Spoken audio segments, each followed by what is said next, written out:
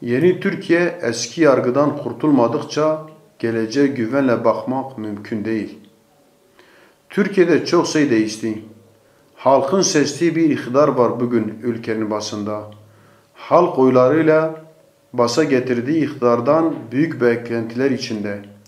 İnsan hakları ve hürriyetleri, ekonomik kalkınma konusunda bazı iyileştirmeler oldu.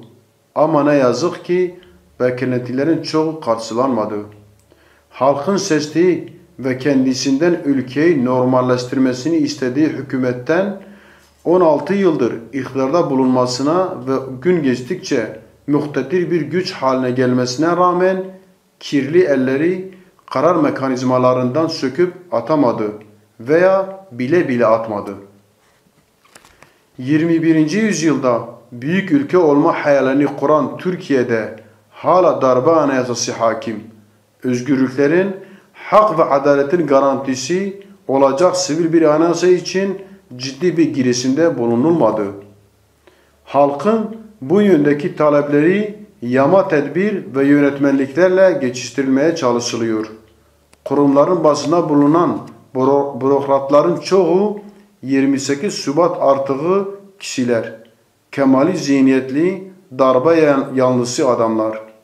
Yargı, emniyet ve diğer birçok kurumun başında bulunan kişilerin elleriyle mağduriyetler, zulümler, hak ve adalete aykırı hukuksuz uygulamalar sürdürülüyor.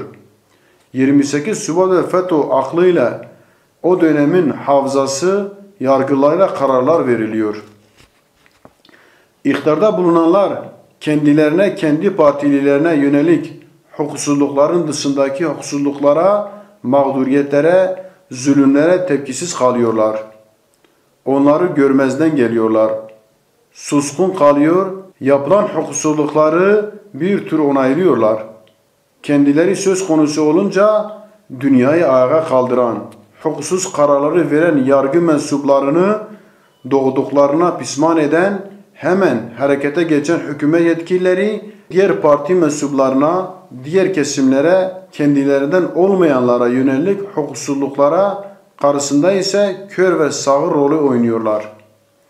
Bugün binlerce aile yasanın hukuksuzluklardan ötürü mağdur olmuş durumda. 28 Şubat ve FETÖ polisi ve yargısının kumpasları sonucunda zindanlara atılan yüzlerce dindar mahkumun esareti hala sürüyor. Bu insanlara yönelik zulüm sürüyor. Onları mahkum eden polis ve hakimler darbe teşebbüsünde terör örgütü mensubu olmakta suçlu bulunup hapse atılmaları, mahkum ettikleri insanların suçsuz olduğu ortaya çıkmasına rağmen mağduriyetler ve zulüm sürüyor.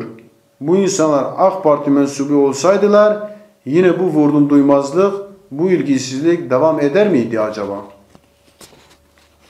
Mağduriyetlere yeni mağduriyetler ekleniyor. İnsanlar basit bahanelerle güvenlik soruşturmalarına takılıp işlerinden oluyorlar. Hayalleri, umutları yıkılıyor. Hayatları karartılıyor. Mağduriyetlerin giderilmesi söyle dursun. Mevcut yargı verdiği hukuksuz ve siyasi kararlarla yeni mağduriyetlerin, zulümlerin oluşmasına zemin hazırlıyor. Yeni Türkiye'de hala eski yargının borusu ötüyor. Kişiler değişse de 28 Şubat ve FETÖ yargısının mantığı aynen sürüyor. Bunun son örneği Hüdapar yöneticilerine verilen cezanın onaylamasıdır. FETÖ'cü hakimlerin kumpaslar, iftiralar, yalancı şahitlerin kullanılması sonucu Hüdapar yöneticilerine verdikleri hukuksuz cezalar Yargıtay tarafından onaylandı. Bu da şunu göstermektedir ki FETÖ'cü zihniyet hala yargıda hakimiyetini sürdürüyor. Ya da daha korkuncu hükümet yanlısı hakim ve savcılar da aynı mantık ve zihniyet hakimdir. FETÖ'den kalma karanlık zulüm üreten yargı mantığı yeni Türkiye'ye yakışmıyor.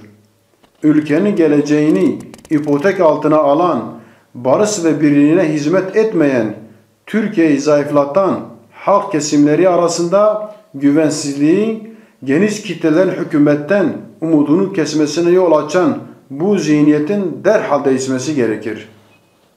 Hüdapar yöneticileri verilen ceza Türkiye'ye büyük bir zarar verecektir.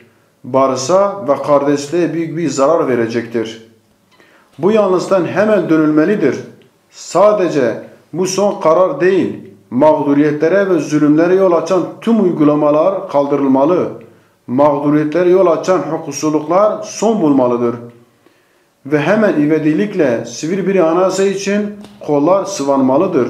Türkiye'nin eski karanlık günlerine dönmemesinin tek güvencesi sivil, özgürlükçü, adil bir anayasadır.